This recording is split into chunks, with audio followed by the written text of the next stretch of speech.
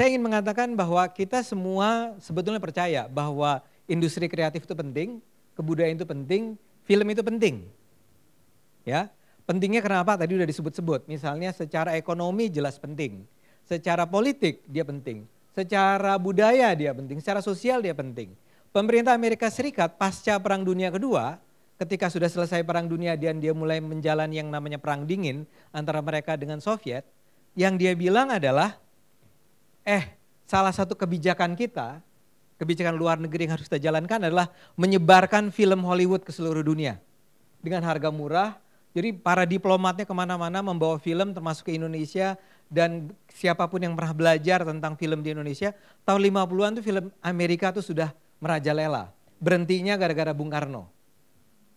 Ya, jadi Amerika tuh tahu betapa pentingnya film itu, Hollywood itu.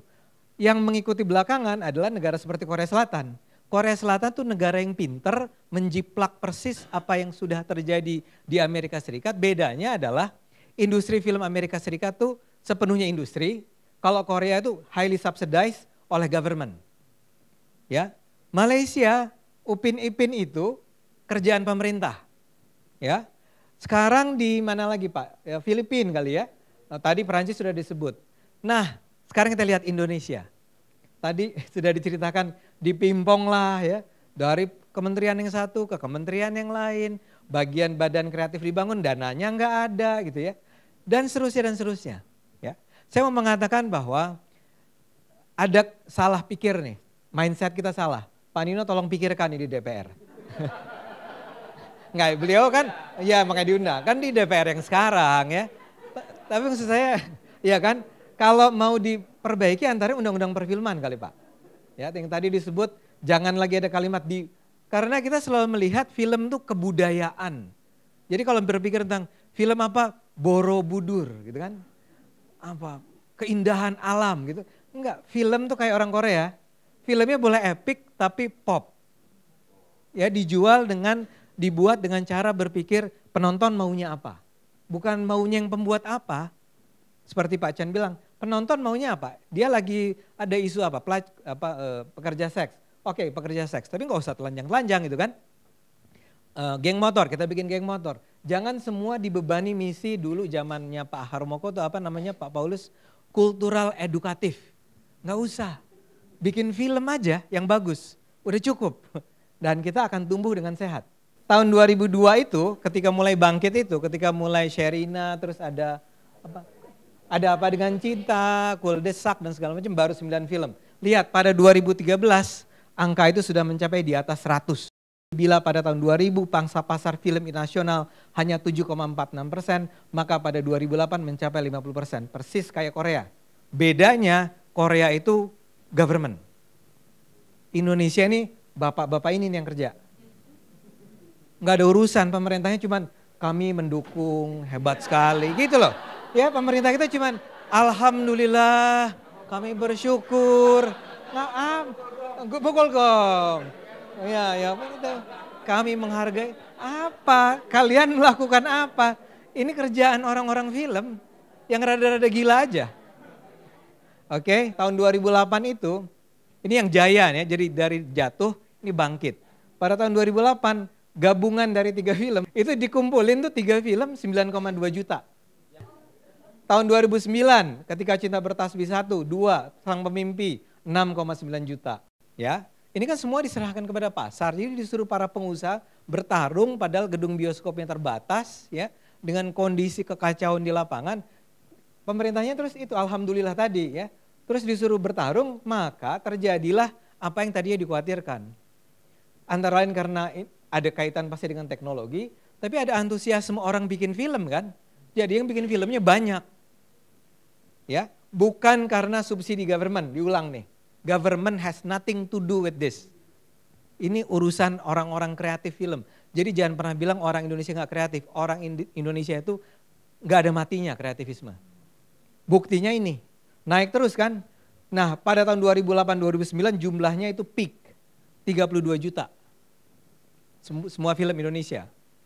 Yang sebetulnya tambahan catatannya adalah 32 juta itu peanut sebetulnya buat Indonesia.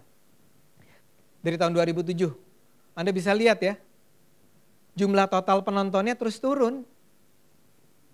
32, 30, 16, 15, naik ke 18, turun 17, naik 20, turun 2015 sampai bulan Juni, jadi nggak bisa dipakai. Ya bukan nggak bisa dipakai, maksud saya adalah pakai asumsi aja. Kalau 8,7 sampai pertengahan didobelin jadi sekitar 17 juga. Anda lihat turun jumlah penontonnya. Filmnya makin banyak. Ya, rata-rata penontonnya drop.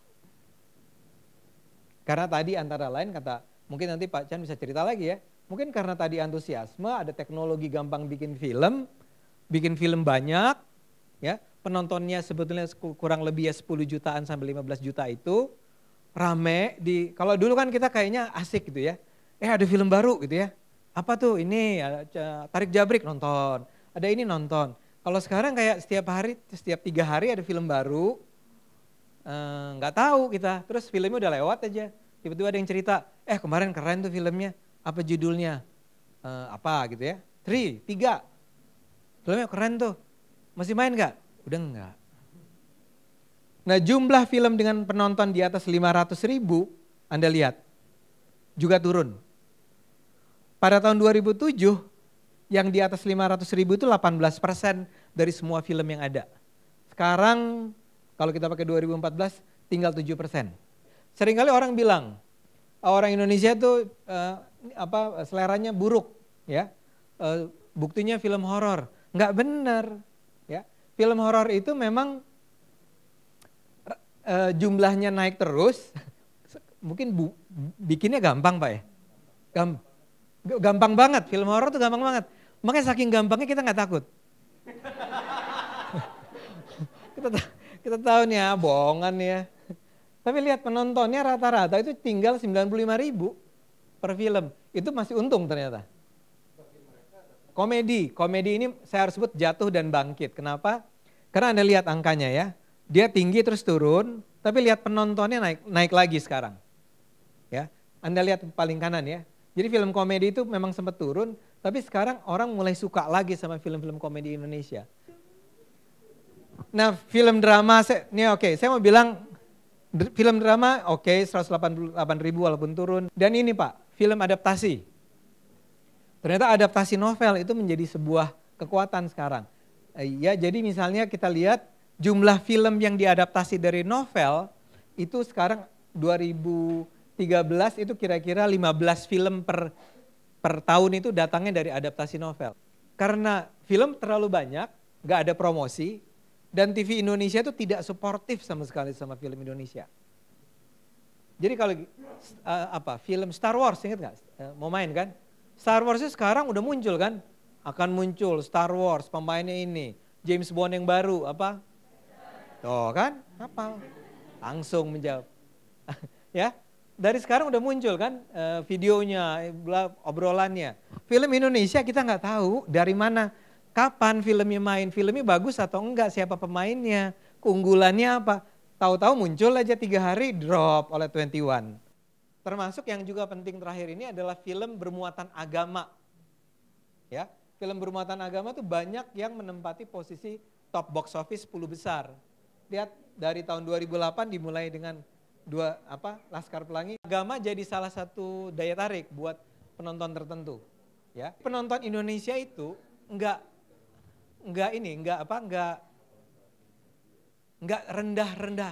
rendah seleranya. Mereka nonton film yang bagus, mereka nunggu film yang bagus, mereka milih. Misalnya kalau dulu, sebenarnya kalau lengkap tabel saya bisa tunjukin gimana film seks itu hancur belakangan. Mungkin tahun 80-an film seks itu bisa dijual di Indonesia. Jadi mereka nonton film adaptasi novel, filosofi kopi itu tinggi loh. Ya, Get Married. Get Married itu komedi yang bukan orang kecebur gitu loh. Itu lucunya tuh lucu kultural, perbedaan etnik.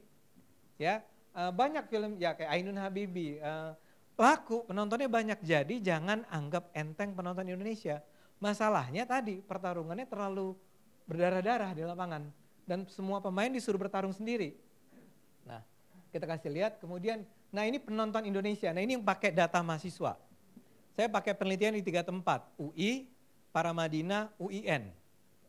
Datanya adalah menarik. Mereka, kalian ini nonton film nggak? Bukan film Indonesia, nonton film nggak? Nonton, tinggi. Dan yang nonton di bioskop itu, hampir 90% bilang menontonnya adalah sekitar 0 sampai 3 film per bulan. Memang barangkali ini tidak mewakili, ini bukan film Indonesia ya, film. Ya. Ini emang anak kelas menengah ke atas. Tapi mereka lah pasar potensial penonton Indonesia yang sanggup bayar berapa sih karcis? 40, 50, 30 masih ada enggak? Masih ada ya. Tapi Anda lihat kalau online streaming 43,7. Anda lihat yang kuning itu adalah satu film atau lebih per minggu. Online streaming. Mengunduh 36,4. Makanya sering pagi-pagi udah ada mahasiswa di sini. Karena bagus di sini Pak, broadband. Selanjutnya. Nah, tapi kalau kita bicara jumlah film in Indonesia yang ditonton per tahun, ya, per tahun nih, terlepas dari nontonnya di mana, jumlahnya itu cuma sekitar 60% itu menontonnya 1 sampai 4 film, yang adalah sangat rendah. Ini anak-anak muda ini. Ingat gak? Selama setahun terakhir, ya segitu film Anda. 3 sampai 4 film yang Anda tonton. Selanjutnya. Nah sekarang kalau genre, apa yang paling Anda sukai? Tertinggi adalah adaptasi novel. Jawabannya adalah mungkin karena, kenapa? Karena kenal ya. Ya, karena Anda udah tahu tuh film. Ya misalnya gini, bukunya Mary Riana itu udah bagus. Terus ada filmnya, ya saya kan tinggal pengen lihat apa yang tadi ditulis di buku kan. Dulu Laskar Pelangi begitu kan. Lihat Laskar Pelangi nomor 1, nomor 2 Ainun Habibi buku. Nomor 3 di Indonesia Ayat Cinta, buku. 4 Ketika Cinta Bertasbih, buku. Jadi hampir semua film yang terlaris di Indonesia itu adalah berdasarkan buku sebetulnya. Nah coba kita lihat komedi tinggi, lihat horor. Ya, film Indonesia horor, anak-anak muda ini cuma 33,7 yang suka film horor. Lucunya agama juga begitu, nggak jauh. 54% itu menyatakan menyukai, sangat menyukai atau menyukai film genre agama. Jadi kira-kira penjelasannya begini, tapi kok tadi tinggi? Penjelasannya adalah film agama itu punya pasar yang loyal dia, nontonnya yaitu ibadah. Nah. Bayangin loh, ke bioskop nonton film beribadah kan, membawa pahala lengkap kan. Nah itu dia, yang iya.